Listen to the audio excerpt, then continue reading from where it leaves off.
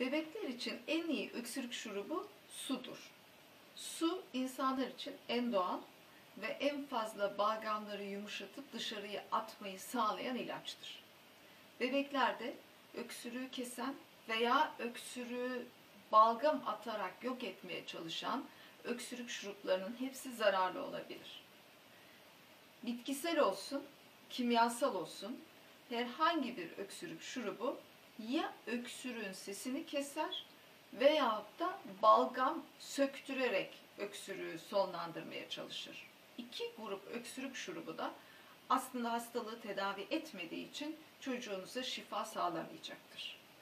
Öksürüğün sesini kesmek veya o duymamanız sizi hastalığı tedavi ettiğiniz anlamına gelmez.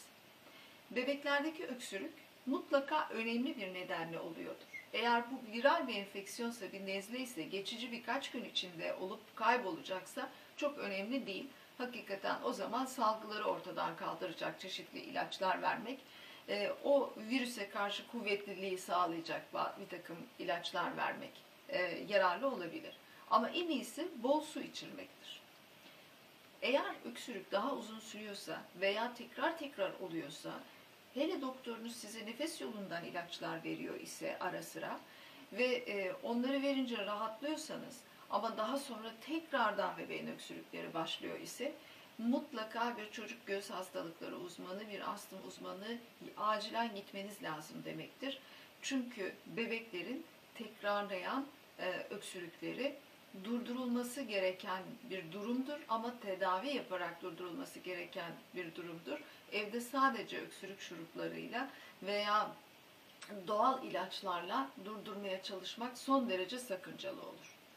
Ayrıca evde baba anne sigara içiyor ise bu öksürüğü tetikleyen nedenlerden biri olacaktır. O nedenle mutlaka evin tamamen dumansız olması, hiçbir misafire dahi sigara içirilmemesi gerekmektedir. Yine havanın kirli olduğu saatlerde çocukları dışarıda dolaştırmamak lazımdır. Güneşli havalarda, deniz kenarında çok fazla trafiğin olmadığı yerlerde gezdirmek ve oyun oynatmak yararlı olacaktır.